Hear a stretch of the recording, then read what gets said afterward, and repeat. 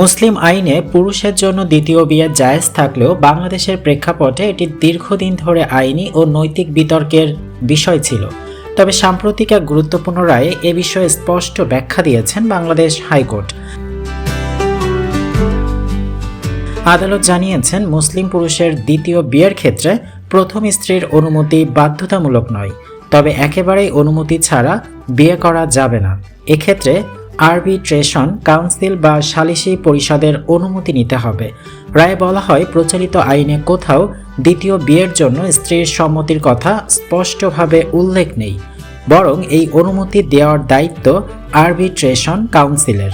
এছাড়া আদালত স্মরণ করিয়ে দেয় 1961 সালের মুসলিম পারিবারিক আইন অনুযায়ী কাউন্সিলের অনুমতি ছাড়া দ্বিতীয় বিয়ে করলে 1 বছর পর্যন্ত কারাদণ্ড বা 1 লাখ টাকা জরিমানার বিধান রয়েছে। তবে এ রায়ের বিরুদ্ধে আপিলের ঘোষণা দিয়েছেন রিটকারীরা। তাদের আশঙ্কা, এই সিদ্ধান্ত বহু বিবাহের ক্ষেত্রে নিয়ন্ত্রণ দুর্বল করতে পারে। বিষয়টি এখন আপিল বিভাগে গেলে নতুন করে আইনি বিতর্ক তৈরি হবে বলে মনে করছেন বিশেষজ্ঞরা।